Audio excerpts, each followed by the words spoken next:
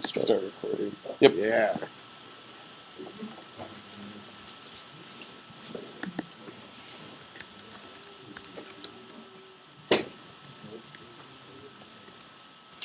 All right, well, hello, everyone. My name's Zach. This is my first presentation. It'll be on narratives in games, but especially about how it's different than narrative in other media. And if you'll just give me a moment.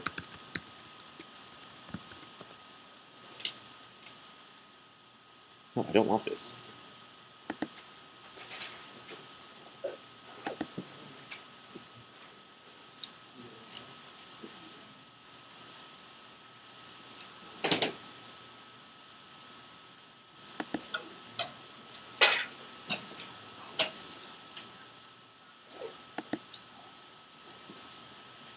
All right.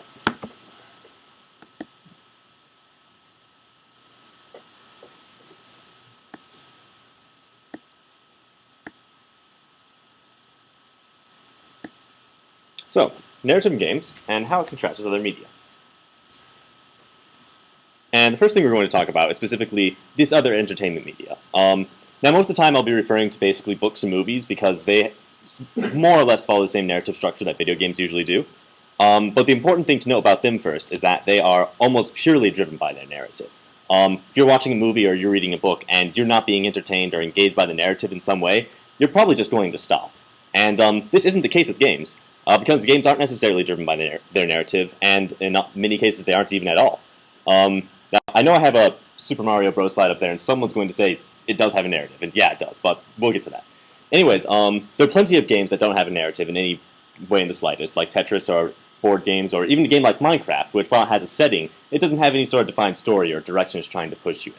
And a lot of other games will also have, they'll have like an obligatory narrative, but it's really there just to provide some sort of setting for conflict. And you see this a lot in multiplayer games like Counter-Strike, where you have the terrorists and the counter-terrorists, but there's no real story to be told there. It's just there so that there's an excuse for two teams to go fight in a, pseudo-realistic modern setting.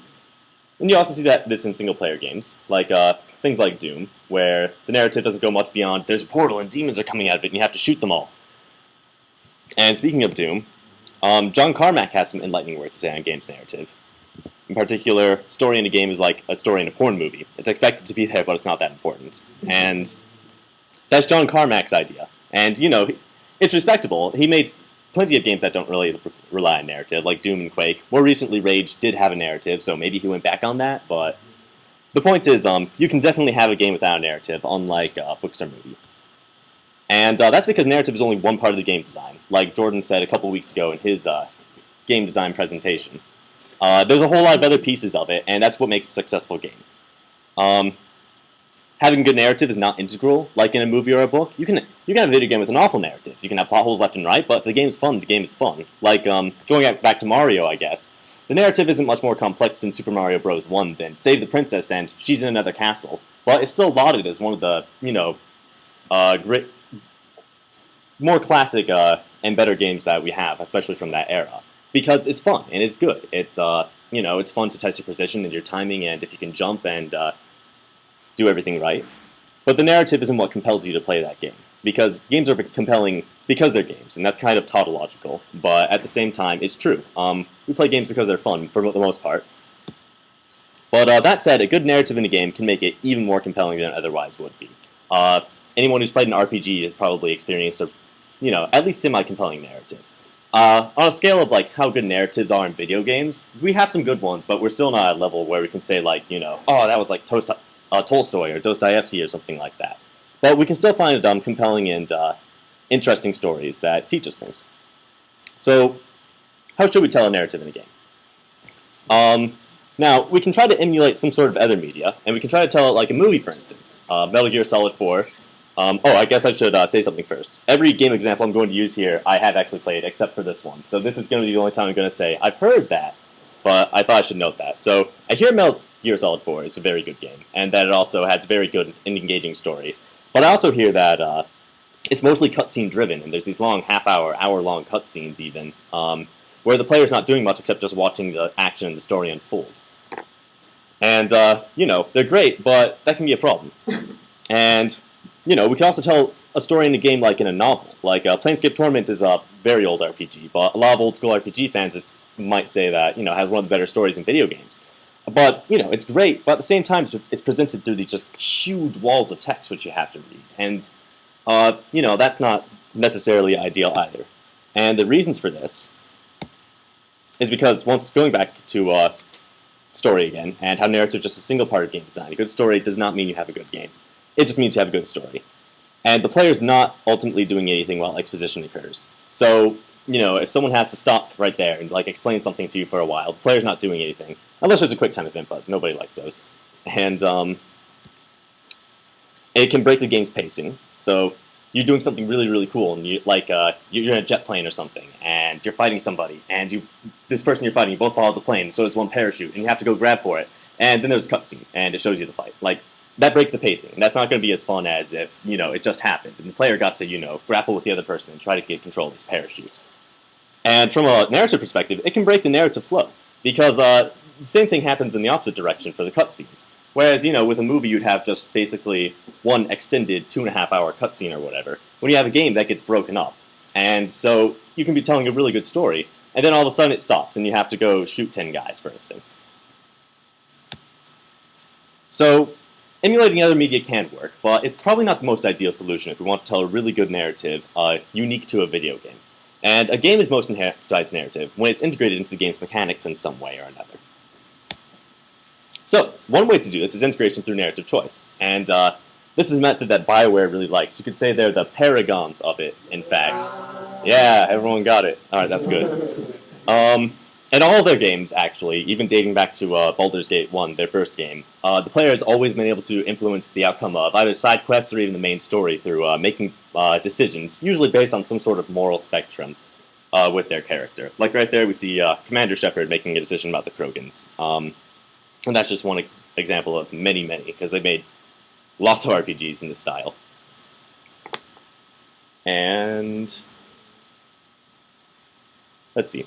And BioWare does this fairly well. A lot of people would say they're one of the premier RPG developers, but other games do it as well in other series. Like if you're familiar with the Deus Ex series, it also features the same concept. You might notice I only have 2 of the 3 games there. That's because the third one does not exist. We forget about that one. But anyways, another way to do it is to influence the narratives through the game mechanics themselves.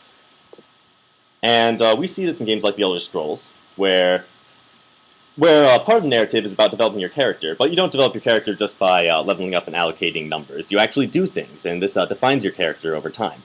Or in Portal, where instead of solving a puzzle and then there's a little cutscene, you actually go throughout the facility and go to these hidden places where you're not supposed to be, and the player does that using the game mechanics of portals. And you eventually do this to win the game. And of course, we also see it in Bioshock. And in this case, instead of having a choice in some sort of dialogue, your choices to save or harvest little sisters throughout the game actually affects the story, particularly the end-game cutscene, but also some other mechanical things, like if you harvest them, you get a short-term payoff, but if you decide to save them all, then you get some more, even in the long run, to help your character. And for that matter, speaking of Bioshock, I suppose we need the obligatory Bioshock slide. Spoiler warning, I guess, because we are talking about narrative. I hope you've all played Bioshock by now. Anyone not? Leave the room. Leave the room. You can leave the room. I would not blame any of you, because we are going to be a spoiling here. Alright, so yeah, Bioshock. Now, it uses these gamers' recognition of these tropes and mechanics that are unique to video games to tell a story that is particularly effective and powerful for video gamers. Like the first thing you do once you actually reach Rapture in the bathysphere is you pick up a little radio that Atlas is talking to you through, and you just start doing what it tells you. And this is perfectly logical to video gamers. We played plenty of other first-person shooters where you do the exact same thing. In Halo, you have Cortana talking to you, and other games like Modern Warfare, you'll probably have some guys shouting orders at you. And we don't even ask questions about it. It's just, oh yeah, the guy's telling me to do stuff, so I better go do it. Because as players, we know that we have to do what we're told in order to progress the narrative. But if we're to look at any other sort of media, this is not the same thing to do. If we're looking at even real life, this would not be the right thing to do. Some mysterious person's telling you what to do through a radio that you've never heard, and you're going to follow these questionable orders. Why would you do this? It's crazy, actually, but it seems natural to video gamers. And this comes back at the end, or not the end, I guess the middle. Because it turns out that your character has this mental conditioning where he has to follow these certain orders. And because of this, because you're forced to follow these orders, you basically don't have a choice to follow these orders, which goes along with the idea that you don't have this choice to do anything but proceed along the narrative. So instead of having this separation of this player and this character, they become more of this single object. It removes this meta notion for moving forward, for just completing the narrative, and it's like, oh man, I actually had to do that because I didn't have a choice in the first place. And it makes the game more focused on the characters instead of the player, and tries to move this barrier between the character and the player. And this couldn't work in other media, just because that notion isn't present, where I have to do something to proceed. I mean, if you're watching a movie, all you have to do is listen. If you're reading a book, all you have to do is keep reading. Whereas if you're playing a game, you really do have to often do really specific things to proceed along the narrative. So, sorry for spoiling Bioshock. Anyways, another element to this is the optional nature of narratives in video games. And in other media, none of the narrative is really optional. I mean, you could skip a chapter, but that's probably not going to be a good idea, because you're going to be missing out on something. So you have to proceed in this linear option, even through the parts you don't like. And this is a problem. Sometimes. Not always. If the pacing is done well, then it's not. But, you know, you can have a movie, and the first 30 minutes of this movie are going to be one character just talking at the screen, trying to explain the backstory to you. That's really boring. I mean, the other part of the movie could be the greatest thing you've ever seen, but if the first 30 minutes are going to be boring because a lot of exposition has to be explained to you, a lot of people are going to become disinterested, and they're not going to carry on. But games don't have to have this restraint, because they don't have to rely on the narrative in the same way that a movie or a book does, necessarily. And this optional nature means that story elements can be as in-depth or as straightforward as the player really wishes it to be, depending on how much they want to basically go through, how much they're willing to sacrifice to go through the narrative instead of just play the game itself. So there's, once again, another Elder Scrolls example. And I think this does it. The Elder Scrolls series does it in a fairly good way. Like, a lot of you have played Skyrim, I'm sure. And ostensibly the story is about, you know, fighting the dragons and saving Skyrim. And that's a fairly simple story right there.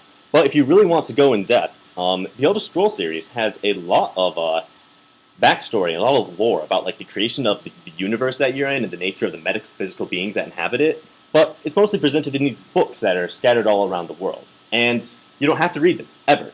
If you want to understand this main plot of Skyrim, you never have to open up a book. If you want to understand it in great depth, you probably do, to understand this idea that, like Alduin's the second side of a coin of the same god that Akatosh is. But if you just want to slay dragons, you can, and you understand the story at the same time. Or at least certain elements of it. So this level of depth is variable to suit whoever's playing it. If I really want to know more, I can go like hunt down these books and go read them all. Or I can go find all these characters who might tell me more information. And we also see this in Half-Life 2, and it's in other games, and it's in a bit of a different way. Half-Life 2 likes to convey a lot of narrative things visually, I think. Like near the beginning, you see a Vortigaunt, and this Vortigaunt's doing like a janitorial job, and he's got this collar on and like these cuffs, and right there you can tell that this Vortigaunt's enslaved. This is a manual labor, against his will probably, by the Combine. And no one has to take you aside and be like, oh look, the poor Vortigaunts have been enslaved. You just see this, and it's conveyed instantaneously. And it's a lot more elegant than having to pull the player aside, have them stop playing the game, and tell them what's occurring. And you also see this in this slide along Highway 17, where if you look at the bridge and you see where the water level is, you can tell that's really a lot lower than it's supposed to be. And I wanted to find a shot of one of the big beached oil tankers, because that would have showed it a bit better, but I couldn't find one. And the idea here is that the water level has been reduced within the 17 or so years of Combine occupation. Reduced a lot. So from that you could infer maybe that like the Combine are strip mining Earth of its resources. There's a lot more dire things going on than simply they took over the world. They're essentially going to erase all of mankind eventually. But no one has to tell you that, you just see it. The player as the author. This might be the most striking difference between narrative in video games and other media. Because in video games, the player can make up their own narrative, essentially. And I come back to Minecraft again, because I think this was probably one of the better examples we've seen of it. Minecraft has a really simple setting. It's fairly Earth-like, besides the horrifying monsters that blow up you and all the cool stuff you make. But at the same time, people find these really super compelling reasons to continue to playing, and it's through their own personal vignettes and their own personal stories. Like you might have a story about this enormous mountain that you found. You decided to climb to the top of it and make a little outpost there, or you made an awesome underground base, or you just barely got back to your home before night fell and all these creepers spawned and you got destroyed. Or you fell into lava and you lost all your diamonds. And these are these little tiny vignettes and stories that everyone comes up with. If anyone here has played Minecraft, I'm sure you have your own. But there are our own compelling reasons to continue playing the game, as opposed to having any narrative imposed upon us. And you see this in a lot of open world games. Once again, Skyrim, or Grand Theft Auto 4, or Fallout New Vegas. You'll probably have all these little stories about things that you did that are no way connected to the narrative that was presented to you, even though those games actually do have a narrative, opposed to Minecraft. And for that matter, it can happen in non-open world games. One of my favorite stories I like to tell is about playing XCOM, the old XCOM. There's a remake being made, too, actually. But you make a squad, and you have to go fight aliens in a turn-based tactical setting. But you can name the squad whatever you want to. So I named them after my friends. And my friends became keenly interested in what was occurring to them throughout my campaign, basically, and I got to tell them all their horrible, grisly deaths. But the game didn't show that. The game didn't impose that narrative. It didn't have a story about individual characters who lived and died and had relationships. It was just happened as the game occurred. And such player-made stories, for that matter, you also see in a lot of multiplayer games, which seems kind of obvious because the players are going to be the only ones causing anything to happen, but it still occurs. Like if you played a first-person shooter, you'll probably have some sort of story about maybe you were the last man standing and you wiped out the entire opponent's team. Or perhaps you and a group of friends got together for a really awesome raid in World of Warcraft, and it was just a really fun experience, and you did really well, or something unexpected happened. And none of those would be things that were specifically intended to happen by the developers, but they happened to you, and they're an important narrative within your own group. And this idea of the player as an author is incredibly similar to some of the roots of video gaming, all in all. Tabletop games, like D&D, where everyone's an author. You have this GM who has his own narrative, but at the same time the players make up the story as they go along, and they commence actions, and they do things. And it's just this really wonderful fluid experience where everybody contributes to the story, and nothing's set in stone, and it just happens, basically.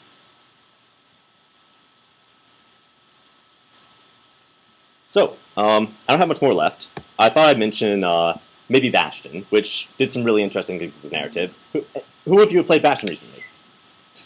Alright, anyone who hasn't, I'd really recommend it. It's just a really good game, even outside of narrative things considered. But in Bastion, the narrative progresses at the same time the player progresses. Whenever you do something, there's a narrator, and he talks about what you're doing.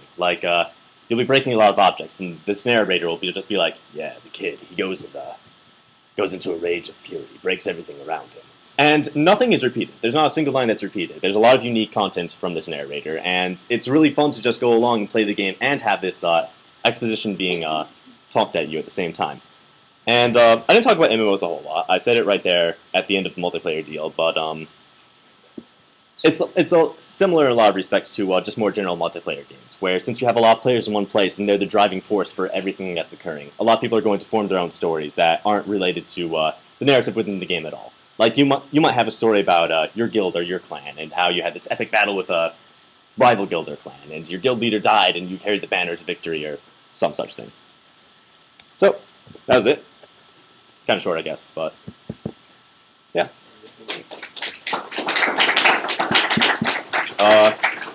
Any questions about any specific details or any stories you want to share, even? So do you have a preference of what kind of story you like in games, or do you like to evolve? Do you like to be your own author, or do you like to have lots of options, or like to buy? I really like the idea of the player as the author, and where there's like a setting that's given, and from there the player can essentially let their imagination run wild. I really like history, and I really like video games, of course, too. So I play a series of games from Paradox called Europa Universalis and whatnot, and they're in a historical setting.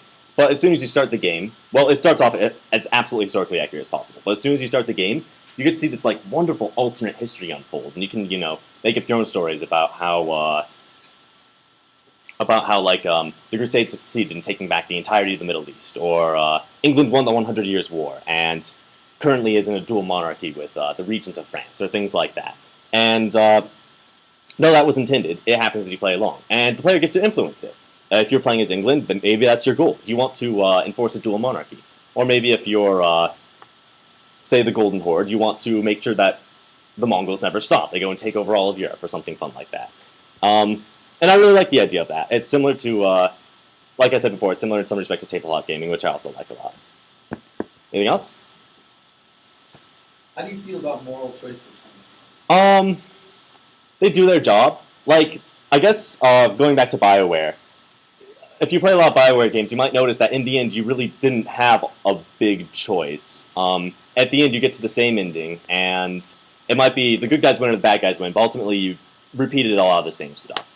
And there's this idea of this illusion of choice, which is also really important. Because if the player thinks that they're making important choices, even if they aren't, it still impacts them. It's still important to them. It still feels like it's their story, opposed to one that's just being fed at them. So it does its job, and it's good, but it's not as good as it could be. I still like them. I love BioWare games, though I'm feeling kind of shaky about Mass Effect 3 after what happened with Dragon Age 2, I guess. Play the demo. Play the demo? Oh yeah, it just came out yesterday, didn't it? Anything else? So did you really find the choice in Bioshock all that compelling, or compared to the actual narrative? You mean it doesn't really have that much of it's more like an A or B choice at the end of the game. Yeah, I love the narrative, but you're right. I was rather disappointed by the actual choice that was presented to harvest or save the little sisters. In fact, I guess I have my own little story. I was trying to save all the little sisters, but one time after a battle with Big Daddy, I hit X to reload, and that also happened to be the same button to harvest the little sister, which ran right in front of me. So I got the bad ending because I harvested one little sister on accident, and that really made me disappointed at the end of the game when I didn't get the ending I thought I deserved. But you're right. Prior to the game coming out, it was hyped up a lot that there's going to be these moral choices and things like that, and it was really just one repeated many times. But that said, the narrative was excellent. Probably the best plot twist in video game history, except for maybe Knights of the Old Republic 1.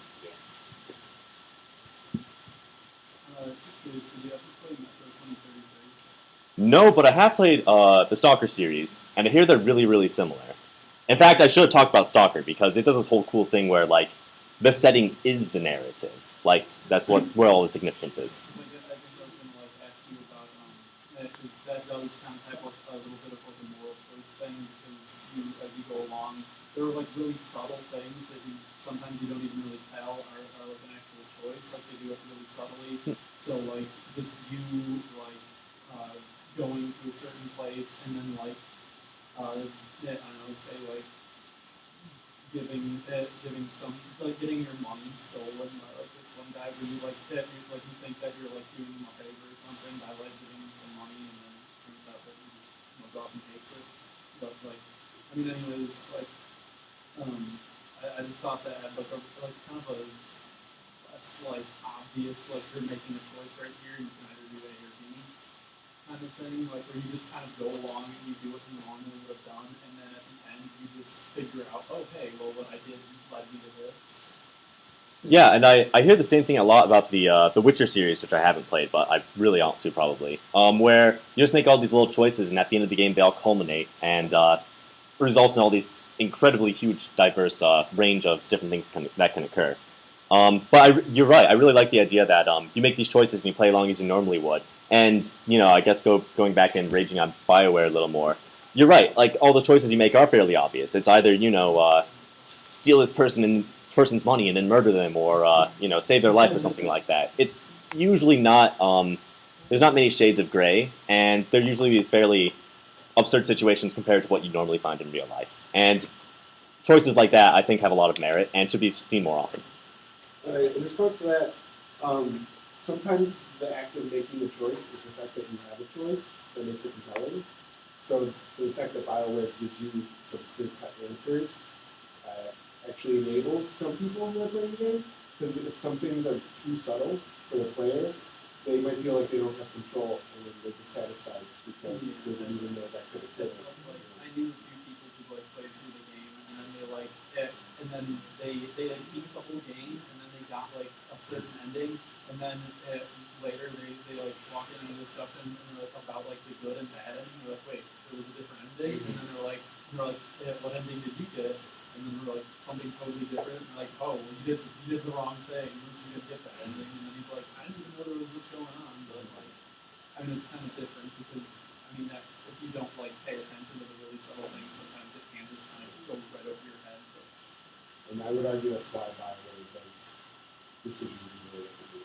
Well, I think almost one of the things is also a consideration as to whether or not the game has your choices factor into like the actual progression of your character. Which actually in Bioshock I hear that if you're playing on the really difficult settings, the strategy is that you should make the good choices because the rewards outweigh the like rewards for like immediately harvesting all sisters. But at the same time, like you could play like a game like Baldur's Gate, right?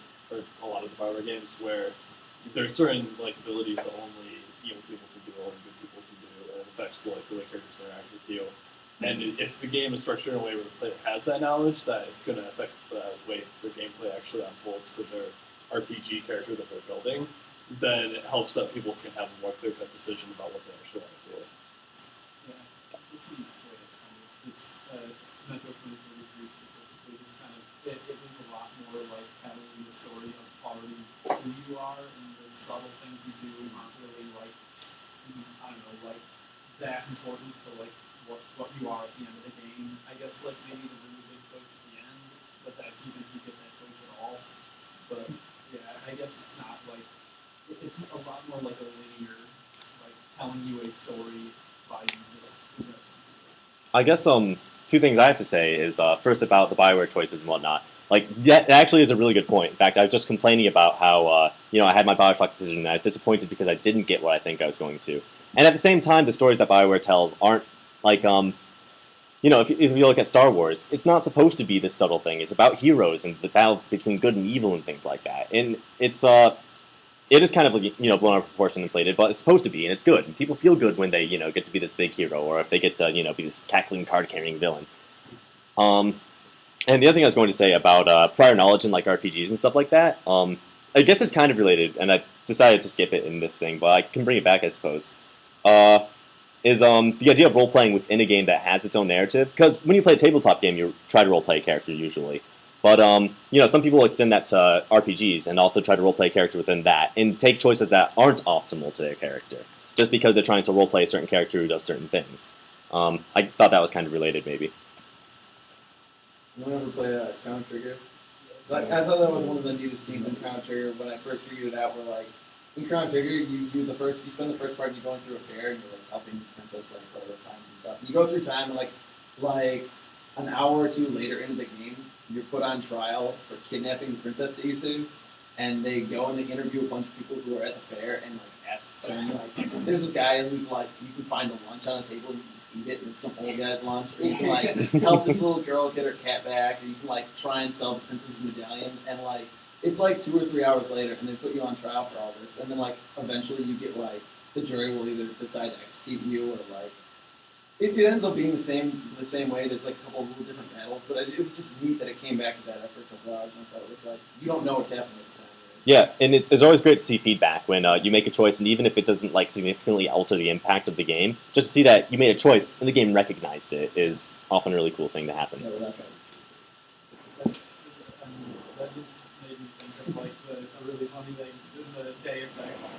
Like when you first go into like the headquarters, and then. Do you mean the first one or Human Revolution?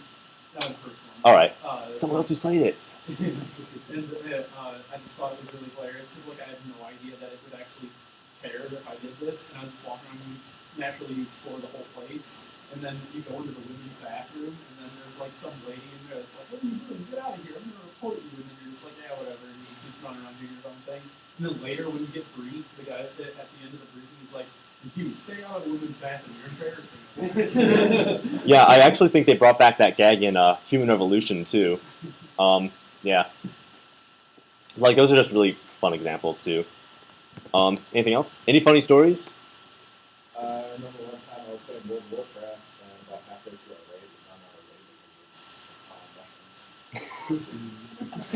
mushrooms. Freaked out on our voice chat a little bit, and then signed off. Did you complete the raid?